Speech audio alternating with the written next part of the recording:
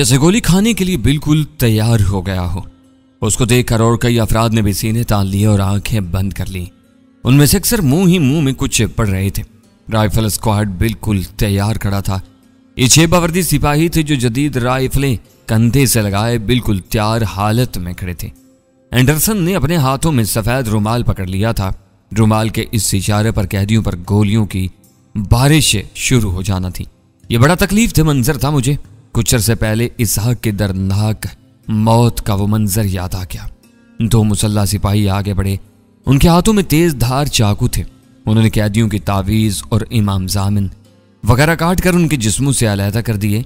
एक पारसी नौजवान के लिबास से एक छोटी सी पॉकेट साइज की मजहबी किताब भी निकली। यह अशा कैदियों के जिस्मों से अलहदा करने के बाद कैदियों को बताया गया कि वो अपने अपने अकीदे के मुताबिक खुदा से गुनाहों की मुआफी मांग लें, इन्हें गोली मारी जा रही है। नौजवान लड़का आखिरी कोशिश के तौर पर फिर मिन्नत समाजत करने लगा। 8-10 सेकंड बाद उसकी आवाज फायरिंग की खौफनाक आवाज में दब गई। फायरिंग स्क्वाड ने अंधाधुंध ब्रस्ट चलाए और 15 के 15 कैदियों को छलनी करके रख दिया। इनके जिस्म ऊंधे सीधे गिरे और तेजी से खून उगलने लगे। हमारी तरह यह मंजर जेल के और भी बहुत से कैदियों ने देखा। एक वहशत ज़दा सी खामोशी ने सबको घेरे में ले लिया था। 1 घंटे के अंदर अंदर मुकदमा चला था। इस्तिगासा और सफाई के दलाइल सुने गए थे और सजाए मौत दे दी गई थी। कुछ देर बाद दरवाजे का चौकोर रोजन बंद कर दिया गया और हमारी कोठरी में सिर्फ लालटेन की मध्यम रोशनी बाकी रह गई। ये लोग अंतरिंदगी पर उतर आए हैं। इंसाफ के तकाजे पूरे किए बगैर निर्दोषों को मारा जा रहा है। भरत ने ताज्जुब से कहा। जब पांव तले से जमीन खिसकने लगे तो जालिम हुक्मरान ऐसी ही हरकतें करते हैं। इमरान ने बहुत जल्द लहजे में कहा। जख्मी इब्राहिम ने 2 घंटे पहले जिन बर्तनों में नाश्ता किया था वो इसी तरह एक कोने में पड़े थे। उसके खून में भीगी हुई एक पट्टी भी एक गोशे में रखी थी, लेकिन वो खुद अब नहीं था। साफ जाहिर था कि इन 15 कैदियों को सरेआम सजा इसलिए दी गई है कि दीगर कैदी इबरत पकड़े और अमले के अहकाम पर बेचूचरा अमल करें। इस सजा के बाद दरवाजे का रोजन बंद हो चुका था और हमें उम्मीद नहीं थी कि वो जल्द ही दोबारा खुलेगा, मगर हमारा यह अंदाजा गलत निकला। दरवाजे की दूसरी जानब 1-2 मिनट तक खटपट होती रही। यूं लगा जैसे कोई वजनी कुर्सी घसीट कर दरवाजे के पास लाई गई है। फिर रोजन यानी चौकोर खाने का छोटा सा दरवाजा खोल दिया गया। दूसरी तरफ का मंजर ताज्जुब खेज था। हमसे सिर्फ 7-8 फुट की दूरी पर मिस्टर एंडरसन बड़ी शान से एक सोफा नुमा नशिस्त पर बैठा था। उसके एक हाथ में सिगार और दूसरे में विस्की का जाम था। उसका सुर्ख चेहरा हमेशा से ज्यादा तमतमा रहा था। उसके अकब में 2 मुसल्ला अंग्रेज फौजी मौजूद थे। वो अपने चमकीले जूते वाले एक पांव को मुसलसल हिला रहा था। मेरा खून एक बार फिर रगों में स्याली आग का रूप धारने लगा। यह चाह का इर्द गिर्द की सारी रुकावटों से टकरा जाऊं, इनको तोड़ दूं या खुद खत्म हो जाऊं। और अगर इनको तोड़ दूं तो फिर इस तमतमाते चेहरे वाले सफेद शैतान पर जा पड़ूं और खाली हाथों से इसका जिस्म फाड़ कर छलनी कर दूं। उसने सिगार का धुआं फिजा में छोड़ा और बोला, अफसोस है कि मुझे जहां तुम्हें देखना पड़ रहा है। इमरान ने कहा, हमें भी अफसोस है कि हम यहाँ हैं। आपने अपना वादा पूरा नहीं किया। हमारे दरमियान कुछ तय हुआ था। एंडरसन ने हाथ से इशारा किया। इसके पीछे खड़े दोनों अंग्रेज मुहाफिज एक तरफ हो चलो गए। एंडरसन बोला, हमारे दरमियान जो कुछ तय हुआ था उसकी पहली शर्त तो यही थी कि तुम दोनों हिंदू सिपाहियों के सामने नहीं आओगे। लेकिन जब तुम आ गए और फिर से लोगों ने तुम्हें देख लिया तो फिर हमारा मुआहदा भी खत्म हो गया। इमरान ने जवाब दिया, हम इस वक्त सामने आए थे जब सारा खेल बिगड़ चुका था। हम चाहते थे कि कम अज कम सुल्ताना ही को बचाया जा सके। और फिर यकजक इमरान को खामोश होना पड़ा। एक तरफ से वजनी बूटों की खटखट सुनाई थी और फिर रंजीत पांडे हाथ में कुछ कागजात लिए नमूदार हुआ। उसकी पगड़ी में एक सुर्ख रंग की पट्टी का इजाफा हो चुका था। उसने फातियाना नजर हम पर डाली और फिर मिस्टर एंडरसन की तरफ मुतवज्जा हो गया। उसने कागजात मिस्टर एंडरसन के हवाले की और धीमे लहजे में कुछ कहा भी। वेल डन एंडरसन ने सर हिला। हम पर एक और तिरछी नजर डालकर वो वापस चला गया। बड़ी जहरीली और कमीनगी थी इस नजर में।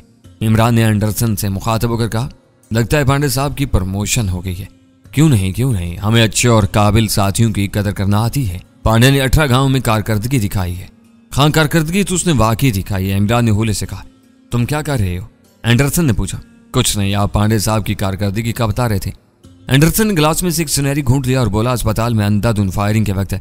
पांडे ने जख्मी कप्तान टॉम ब्रेरे को बचाने में जबरदस्त किरदार अदा किया। वो बरसती गोलियों में उस तक पहुंचा और उसे अपनी ओट में लेकर फायरिंग की जद से निकाल लिया। और यही नहीं, इससे सिर्फ 2 मिनट पहले वो एक और अहम कारनामा अंजाम दे चुका था। वो भी बता दीजिए जनाब। इमरान ने सपाट लहजे में पूछा। उसने अपनी जान खतरे में डालकर इस जनूनी कातिल आफ्ताब खान को शूट किया। अगर वो जल्दी ही ऐसा न करता तो शायद और कई लोगों की जान जाती। बहरहाल वो तीसरा बंदा कहीं नहीं मिल सका जो आफ्ताब और सुल्ताना के साथ था। इमरान खामोश रहा। हम जानते थे कि तीसरे बंदे का सिरे से वजूद ही नहीं था। ये सारी गुफ्तगू हस्ब साबिक इंग्लिश में हो रही थी। इमरान चंद सेकंड खामोश रहा, फिर एंडरसन की आंखों में देखते हुए गोया हुआ, वाकई जनाब वहां पांडे साहब की कारकर्दगी जबरदस्त रही है। बल्कि मुझे तो यकीन है कि मोहतरमा मारिया की मौत का क्रेडिट भी पांडे साहब को ही जाता है। क्या मतलब, क्या कहना चाहते हो तुम? एंडरसन ने इमरान को कोरा। इमरान ने कहा, आपने सोचा है कि वो गोली किसने चलाई जिसकी वजह से ये सारी गड़बड़ हुई और मोहतरमा मारिया समेत कई अफराद की जान चली गई? एंडरसन ने सिगार का गहरा कश लेकर धुआं फिजा में छोड़ा। धुएं के पसे मंजर में वो कैदी मजदूर नजर आ रहे थे जो सरसरी अदालत के फर्श पर सजाए मौत पाने वाले कैदियों का खून साफ कर रहे थे। किसी साथ वाली राहदारी में पहरेदारों के जूतों की टक टकी गूंज सुनाई दे रही थी। माहौल में अजीब सी सहमी हुई खामोशी थी। एंडरसन ने एक उबरो उठाई और इंग्लिश में स्टाइल में बोला, मुझे यकीन है गोली चलाने वाला कोई बास्टर्ड मकामी होगा और हो सकता है कि मुसलमान ही हो। वो नहीं चाहता होगा कि सर जॉर्ज की मुअज़्ज़ज़ बहन इस सूरत-ए-हाल में से जिंदा सलामत निकल आए।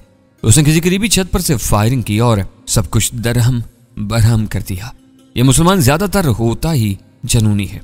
इमरान ने कहा, अगर मैं ये कहूं कि गोली चलाने वाला और इस सारे मामले को खराब करने वाला आपका चाहेता अफसर रंजीत पांडे था तो फिर मैं तुम्हारी इस बकवास पर हरगिज यकीन नहीं करूंगा। बहुत एतमाद है आपको इस पर। एतमाद भी है। इसके अलावा वो जो जब गोलियां चली इस वक्त वो मेरे साथ मौजूद था। इसने वो खुद नहीं चलाई, इसके साथियों ने यह काम किया। क्या मैं शक्ल से तुम्हें इतना गाउदी नजर आता हूं कि तुम्हारी बातों पर भरोसा करूंगा? इसीलिए तो आपको इतला दे रहा हूं। एंडरसन झुंझलाए हुए अंदाज में बोला, अपनी इतला तुम अपने पास रखो। मैं तुम दोनों से कुछ पूछना चाहता हूं और मुझे अपने सवालों का सही सही जवाब चाहिए। इमरान ने ठहरे हुए लहजे में कहा, अगर हम आपसे ताउन करें तो हमारे बचने की कोई सूरत पैदा हो सकती है। एंडरसन ने धुआं नतनों से खारिज किया। तुमने अस्पताल वाले हंगामे में सबके सामने आकर गलती की। इस गलती का खुमियाजा तो तुम्हें भुगतना पड़ेगा। क्या खुमियाजा होगा? अब इस बारे में यकीन से कुछ नहीं कहा जा सकता। आप क्या पूछना चाहते हैं? इमरान ने कहा। अनवर खान के बारे में। हम जानते हैं कि वो ताबिश का साथी रहा है। वो इस वक्त यहाँ जरगाह में मौजूद है। क्या होने वाली तकरीबी कार्रवाइयों में उसका भी बड़ा हाथ है? मैं ताबिश से पूछना चाहता हूँ कि यहाँ जरगाह में अनवर खान का ठिकाना कहाँ हो सकता है। मुझे जरगाह में इसके करीबी दोस्तों की क्वाइफ भी दरकार है। मैं अब तक होने वाली गुफ्तगू में बिल्कुल खामोश रहा था। मेरी आंखें एंडरसन की दिल से जल रही थीं और सीने में आतिशी तूफान उबल रहा था। एंडरसन ने इमरान से तवज्जो हटाकर मेरी तरफ देखा और बोला, हाँ अनवर खान के बारे में तुम क्या बता सकते हो हमें? मैं खामोश रहा। अजीब सी बेहिसी तारी थी मुझ पर। एंडरसन फुनकारा, मैं कुछ पूछ रहा हूँ आप जनाब से। अपने साथी अनवर खान के बारे में क्या जानते हो तुम? मैंने एंडरसन की नीली आंखों में बराह रास्त देखते हुए जहरीले लहजे में कहा, मैं सिर्फ इतना जानता हूँ कि अनवर खान तुम जैसे सारे सफेद कुत्तों की टांगे चीरने का इरादा रखता है और वो जरूर चीरेगा। और अगर किसी वजह से वो ये काम ना कर सका तो फिर कोई और करेगा। मैं करूंगा या मेरे जैसा कोई दूसरा। लेकिन कुछ भी हो, इस राजवाड़े में तुम जलीलों की बदमाशियों के दिन गुजर चुके हैं, गुजर गए हैं। मैंने आखिरी अल्फाज इतनी बुलंद आवाज में कहे कि दरो दीवार में गूंज महसूस हुई। मेरा यह जवाब और लबल लहजा बिल्कुल गैर मुतवक्का था। पहले एंडरसन की आंखों में शदीद हैरत नजर आई, फिर उसका चौड़ा चिकला सुर्ख चेहरा सुर्ख तर होता चला गया। वो दांत पीस कर बोला, बास्टर्ड, बदजात काले, तेरी यह जुर्रत। वो सोफे पर से उठ खड़ा हो गया। उसने चिंगाड़ कर आवाज दी, जोसेफ डेवी, इधर आओ, जल्दी करो। फिर उसने फरते तैश में झपट कर अपना तवाना बाजू दरवाजे के चौकोर खला से अंदर घुसा दिया। वो मेरी गर्दन पकड़ना चाह रहा था लेकिन मेरी गर्दन उसकी पहुंच से करीबन 1 फुट दूर थी। उसने हाथ बाहर निकाला और खौफनाक आवाज में दौड़, लगता है सांबर मुकाबले ने तेरे होश ठिकाने पर नहीं रहने दिए। इस झूठी फतह की जहरीली खुमारी तेरे दिमाग को चढ़ गई है। मैं तेरा इलाज करता हूँ, बड़ा कारगर इलाज करता हूँ। अगर आज के बाद तुझे इससे कमीनेपन की शिकायत हुई तो मेरा नाम बदल देना। यही वक्त था जब दोनों अंग्रेज गार्ड्स लपकते हुए मौका पर पहुंच गए। एंडरसन ने इनमें से एक हाथ से ट्रिपल राइफल ली और दरवाजे के चौकोर खला में से मेरा निशाना ले लिया। अंदाजा हुआ कि वो पहले कदम के तौर पर मेरी टांग को निशाना बनाना चाहता है। उसने बेहतरीन गोली चलाई जो मेरी टांग को तकरीबन छूती हुई गुजर गई। इससे पहले कि वो मेरी टांगों पर दूसरा फायर करता, इमरान तड़प कर चौकोर खला के सामने आ गया। नहीं जनाब, गोली ना चलाएं, मैं इसकी गलती के लिए माफी चाहता हूँ। इसने गलती की, लेकिन तुम आगे से हट जाओ बास्टर्ड, वरना तुम्हें भी शूट कर दूंगा। एंडरसन धाड़ा। उसने राइफल कंधे से लगा ली थी और उसकी उंगली ट्रैगर पर थी। इमरान ने फिर लिजाजत पर लहजे में कहा, बीवी की मौत के बाद ये अपने आवास में नहीं है जनाब, ऑल फॉल बक रहा है। और ठिकाने आएंगे तो आपसे माफी मांगेगा। होश तो इस कुत्ते के अभी ठिकाने आ जाते हैं। तुम पीछे हटो एंडरसन, फिर घर जा। इमरान अपनी जगह डटा रहा और 2-3 मिनट की कोशिश से एंडरसन का पारा नीचे लाने में कामयाब हो गया। इस तुंदो तेज गुफ्तगू के आखिर में एंडरसन फुनकारते हुए लहजे में कहा, मैं दोनों को कल सुबह तक की मोहलत देता हूँ। तुम्हें अनवर खान के बारे में मेरे सवाल का जवाब देना होगा। अगर ऐसा ना हुआ तो तुम्हारे साथ जो कुछ भी होगा इसका जिम्मेदार तुम खुद होगे। वो अपने भारे बूटों से फर्श को कूटता हुआ और गालियां बकता हुआ बाहर चला गया। उसके जाने के बाद इमरान ने मुझे समझाने बुझाने की कोशिश की, लेकिन मुझ पर तो जैसे उसकी बातों का कुछ असर ही नहीं हो रहा था, बल्कि इर्द गिर्द का सारा माहौल ही मुझ पर बेअसर था। एक अजीब सी बेहिसी तारी थी निगाहों के सामने, सिर्फ सुल्ताना का दम तोड़ता हुआ चेहरा था। उखड़ी हुई सांसें, मुझे हसरत से तकती नजरें और उसके बाद रंजीत पांडे की मनहूस शक्ल। उसका चेहरा मेरे लिए दुनिया के सबसे काबिल नफरत शह बन गया था। इसी शख्स की मक्कारी ने अस्पताल में बसात उल्टी थी। इस शैतान ने बारूद को चिंगारी दिखाकर सब कुछ खत्म कर दिया था। एंडरसन ने हमें अनवर खान के हवाले से 24 घंटे की मोहलत दी थी, लेकिन मोहलत पूरी होने से पहले ही एक ऐसा वाकया हो गया कि हमें इस इम्तिहान से गुजरने की जरूरत न रही। वो सारा दिन ही अजीब से तनाव और गैर यकीनी कैफियत में गुजरा। सुबह सवेरे जिस तरह 15 कैदियों को सबके सामने गोलियों से उड़ा दिया गया था, वो नाकाबिले फरामोश था। इन कैदियों की आखिरी कराहें जैसे अभी तक दरो दीवार में गुजर रही थी। इमरान के बेहद इसरार पर मैंने शाम के वक्त खाने के 2-3 लुकमे लिए और फिर एक गोशे में लेट गया। बड़े खुश गुफ्तार शख्स था, मगर इस कोठड़ी में आने के बाद बिल्कुल खामोश था। इस पर नहायत संगीन नौयत के इल्जाम थे और वो आज देख ही चुका था कि सजा देने में गोरे कितने सफाक और बेहिस हैं। इमरान की खुश कलामी भी संजीदगी की गंभीरता में छुपी हुई थी। लगता था कि उसका ज़हन तेजी से मौजूदा सूरत-ए-हाल से ओहदा बरआ होने के बारे में सोच रहा है। रात कोई 9-10 बजे का वक्त होगा। बरद ने ढाल सा हो रहा था। इमरान एक गोशे में अकड़ों बैठा था, उसके हाथ में लालटेन थी। वो मुझसे मुखातब होकर सरगोशी में बोला, इधर आओ, तुम्हें एक चीज दिखाऊं। जब उसने दूसरी बार इसरार से कहा तो मैं उठकर उसके पास गया। उठने बैठने से मेरे सर के गोमड़ों में टीसें उठती थीं, लेकिन ऐसी टेसों को मैंने अब खातर में लाना छोड़ दिया था। अपने जख्मों के हवाले से मैं ऐसी बेपरवाही बरतता था कि कभी कभी भूल ही जाता था कि मुझे जख्म लगा है। मैं इमरान के पास पहुंचा तो उसने उंगली से पथरीली दीवार की तरफ इशारा किया। मैंने गौर किया और हैरान रह गया। यहाँ किसी नुकीली शय से अंग्रेजी के 5 हर्फ कंधा किए गए थे। इन हर्फों से जो लफ्ज़ बनता था वो जैकी था। इमरान ने कहा, लगता है तुम्हारे रूहानी उस्ताद बारूदा जैकी ने इसी कोठड़ी में अपनी असीरी के दिन गुजारे थे। मैं शश्तर रह गया। अगर वाकई ऐसा था तो यह हैरत अंगेज इत्तेफाक था। मैंने चारों तरफ सर घुमाकर पहली बार इस कोठड़ी को बगौर देखा। ये करीबन 10 अरब 12 फुट की मुख्तसर जगह थी। यहाँ रात और दिन में तमीज करना मुमकिन न था। कोठड़ी की अकबी दीवार के साथ मोटे लोहे का एक छोटा सा जंग कालूद दरवाजा था। यह दरवाजा करीबन 5 अरब 4 फुट के एक बदबूदार गुसल खाने में खुलता था। तो ये थी वो जगह जहां जॉर्ज कोरा ने बारूदा जैकी को रखा और उस पर सितम के पहाड़ ढाए। इमरान ने लालटेन की रोशनी में मुझे कोठड़ी का एक और गोशा दिखाया। यहाँ जैकी के नाम का पहला हर्फ जय और उसकी महबूबा शकुंतला के नाम का पहला हर्फ एस कंधा था। इन 2 हर्फों के ऊपर यकीनन कोई रोमानी फिक्रा लिखा गया था, मगर इस फिक्रे को बाद अज़ां रगड़कर इस तरह मिटा दिया गया था कि इसे पढ़ना मुश्किल था। जाहिर है ये काम जेल की इंतजामिया ने ही किया होगा। अब इस बात में शुबे की गुंजाइश नहीं थी कि बारूदा जैकी ने अपनी कैद के दिन यहाँ काटे थे। यह कम अज कम अपनी कैद का कुछ अरसा यहाँ काटा था। हम लालटेन की जर्द रोशनी में इन दीवारों को बगौर देखते रहे। ये जगह मेरे लिए एकदम तारीखी हैसियत इख्तियार कर गई थी।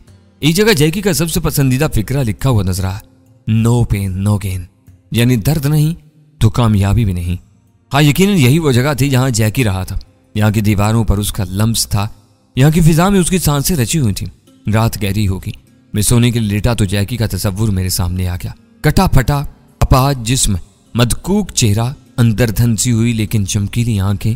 मैंने सोचा वो भी ऐसे ही इस फर्श पर चित लेटता होगा, ऐसे ही लालटेन की जर्द रोशनी में स्याही माइल छत को देखता होगा, अपनी शकुंतला को याद करता होगा। एक तब मुझे लगा कि वो मेरे आस पास है, उसकी रूह अपने इस पुराने मस्कन में मौजूद है। मैंने ख्यालों ही ख्यालों में उसे मुखातिब करते हुए कहा, जैकी तुमने इस तारीख कोठड़ी में कर्ब के जो शबो रोज गुजारे थे उनका मुदावा शायद कोई न कर सके, लेकिन तेरे बदतरीन दुश्मन जॉर्ज को इसके अंजाम तक मैंने पहुंचा दिया है। उसने तेरे हाथ पांव कटवा कर तुझे इस तारीख कब्र में फेंकवाया था। आज वो खुद गोरा कब्रिस्तान की कब्र में मौजूद है। मैं तस्वुर में जैकी से महवे कलाम था जब अचानक मुझे इस चाकू का ख्याल आया जो जॉर्ज की मौत की यादगार था और मैंने अपने पास महफूज किया हुआ था। मैंने जल्दी से जेबें टटोली। हमारी गिरफ्तारी के वक्त यकीनन वो चाकू भी दूसरी अशिया के साथ फौजियों के पास चला गया था। मैं इस बारे में सोच रहा था जब यकायक एक बार फिर जेल की 4 दीवारी से बाहर धमाके सुनाई दिए। इमरान का कहना था कि ये दस्ती बम्बों के धमाके हैं, साथ में फायरिंग भी शुरू हो गई। इस मरतबा ये फायरिंग काफी शदीद थी और लगता था कि जेल के आसपास हो रही है। देखते ही देखते 2 तरफा फायरिंग शिद्दत पकड़ गई। इमरान और भरत भी उठकर बैठ गए। इमरान ने सनसनीखेज लहजे में कहा, मुझे लगता है जेल पर हमला हुआ है। ऐसा ही लगत है, भरत बोला।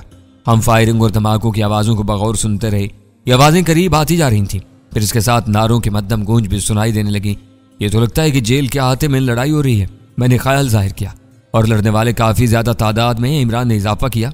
जल्दी हमें अंदाज़ा हो गया कि जेल पर एक बड़ा हमला हुआ है और कुछ लोग जेल तोड़ने का इरादा रखते हैं। हर गुजरते लम्हे के साथ हंगामा शिद्दत इख्तियार करता क्या। छोटे बड़े हथियारों की फायरिंग और दस्ती बमों के धमाकों से कान पड़ी आवाज़ सुनाई नहीं दे रही थी। बारूद की तेज बू हमारे बंद कोठरी तक पहुंच रही थी। यूं लगा कि अब कुछ ही देर में हमें एक नई सूरत हाल का सामना होगा। मुमकिन था कि जॉर्ज की जेल पर मारे जाने वाला यह जबरदस्त शब खून कामयाब हो जाता और हम अपनी कोठरी के दरवाजे को अपने सामने खुला पाते। अब सोचने की बात यह थी कि अगर ऐसा हो गया तो हमें क्या करना है। इस सवाल का जवाब हमारे जहन तेजी से सोच रहे थे। 3-4 मिनट बाद महसूस होने लगा कि लड़ाई हमारी कोठरियों के आस पास ही हो रही है। इसके साथ ये भी महसूस होने लगा कि जेल का दिफा करने वाले भी जमकर लड़ रहे हैं।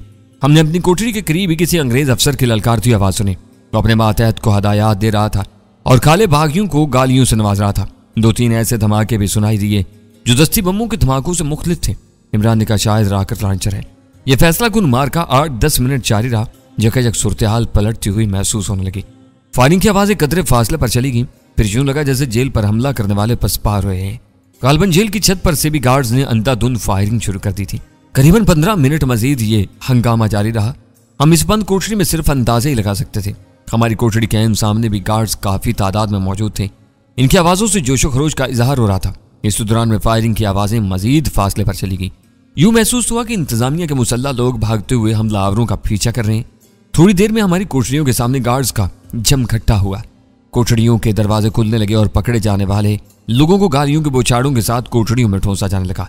हमारी कोठरी का दरवाजा भी खुला और एक जख्मी कैदी को बेदर्दी से धक्का देकर कोठरी में गंदे फर्श पर फेंक दिया गया। मैंने अंग्रेज अफसर मैनयार्ड को देखा। उसने नफरत से कैदी पर थूका और उसे काले जलील सुवर के खिताबात दिए। वजनी दरवाजे को एक बार फिर धमाके से बंद कर दिया गया। जख्मी का एक बाजू कलाई पर से टूट चुका था और अजीब अंदाज में मुड़ा हुआ था।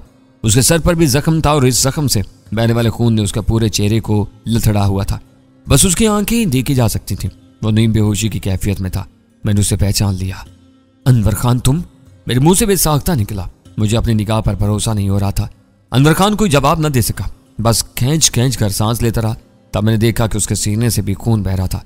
यहाँ किसी राइफल की संगीन या कोई और तेज धार चीज लगी थी। इमरान ने भी सुन लिया था कि मैंने जख्मी को किस नाम से पुकारा है। वो भी जल्दी से मेरे पास आ गया। चौबी दरवाजे का चकोर खाना खुला। एक मकामी गार्ड्स ने एक छोटा सा चरमी थैला हमारी तरफ फेंका और पुनकारा, इसके मरहम पट्टी करो। चरमी थैले में मरहम पट्टी का सामान था, लेकिन ये अनवर खान के जख्मों के लिए काफी नहीं था। वह जख्मों से चूर बेबसी की तस्वीर बना हमारे सामने पड़ा था। मुझे अपनी आंखों पर भरोसा नहीं हो रहा था।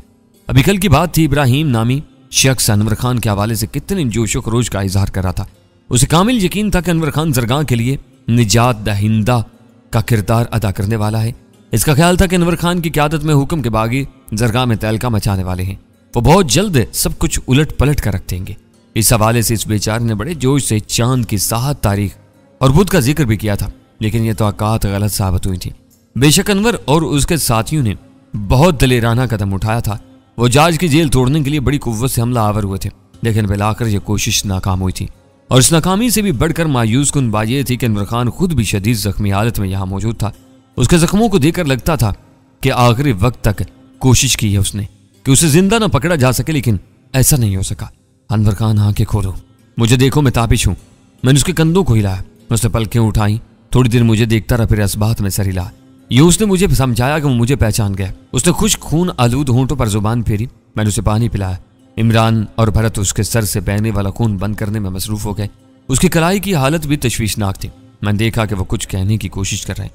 मैंने अपना कान उसके होंठों के करीब किया। वो कह रहा था, मुझे खत्म कर दो, ये लोग मुझे बहुत बुरी मौत मारना चाहते हैं। इमरान ने अजीब गूंजते से लहजे में कहा, हम ऐसा नहीं होने देंगे खान, तुम हौसला रखो। अनवर खान ने सवालिया नजरों से मेरी तरफ देखा, जैसे पूछ रहा हो कि ये कौन है। मैंने उसका कंधा दबाते हुए कहा, यह दोस्त है अपना, पाकिस्तान से आया है। अनवर खान की खून आलूद आंखों में चमक नमोदार हुई। उसने अपना दायां हाथ बढ़ाकर इमरान के हाथ पर रखा और एक बार फिर धीमी आवाज में बोला, मैं जानता हूं आखिरी फतेह हमारी होगी। इन गोरों को हमारा राजवाड़ा छोड़ना होगा। लोग जाग पड़े हैं, वो कुर्बानियां दे रहे हैं। ज्यादा खून बह जाने की वजह से अनवर खान पर नकात तारी हो रही थी। इसे किसी अच्छे अस्पताल में होना चाहिए था, मगर वो यहाँ हमारे दरमियान इस तारीख सर्द कोठरी में मौजूद था। हम कई घंटे तक उसकी तीमारदारी में मसरूफ रहे। उसकी हालत कदरे अच्छी हो गई। उसकी बातों से पता चला कि रात को करीबन 400 मुसल्ला जांबाजों ने जेल पर हमला किया था। इनको यकीन कामयाबी से हमकिनार हो जाना था। यह जबरदस्त मनसूबाबंदी थी, लेकिन इन मौका पर एक शख्स ने धोखा दे दिया और बाजी पलट दी। हमने अनवर खान से पूछने की कोशिश की कोई शख्स कौन था, मगर अनवर खान ने उस बारे में खामोशी इख्तियार की। मैंने आकर अनवर खान को कई माह के बाद देखा था।